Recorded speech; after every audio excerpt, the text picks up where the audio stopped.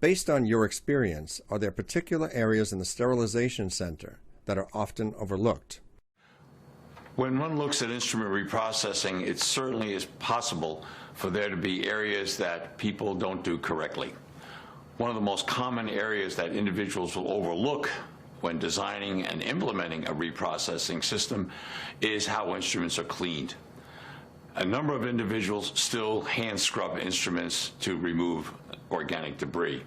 This is not only very inefficient, it's also dangerous and can lead to the increased risk of sharps injuries when cleaning the instruments.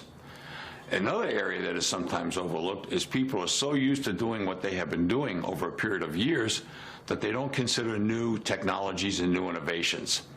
The use of ultrasonic cleaners and cleaning units has now become a standard component of the overwhelming majority of practices.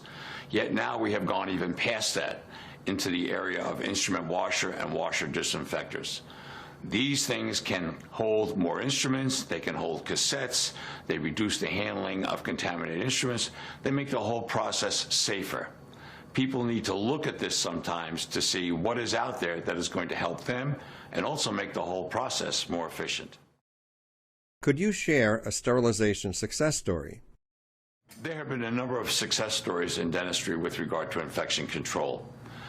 One of the earliest ones that many people don't remember goes back to the early days of the introduction of the hepatitis B vaccine. What many people don't realize, and I saw this firsthand, was that dentistry was the first health profession to routinely accept the hepatitis B vaccine for protection against that occupational infection. Other health professions played catch-up to that. In addition, we've seen success stories where more and more of the younger dentists, dental hygienists, and assistants that are coming out of school are moving into offices where infection control practices may have been outdated a bit. In many of those practices, these young professionals are being allowed and encouraged to upgrade the infection control practices, instrument processing. And lastly, when we look at the overall introduction of new technologies, we're seeing that dentistry slowly but more rapidly is encompassing better techniques which allow better instrument processing, safer practices.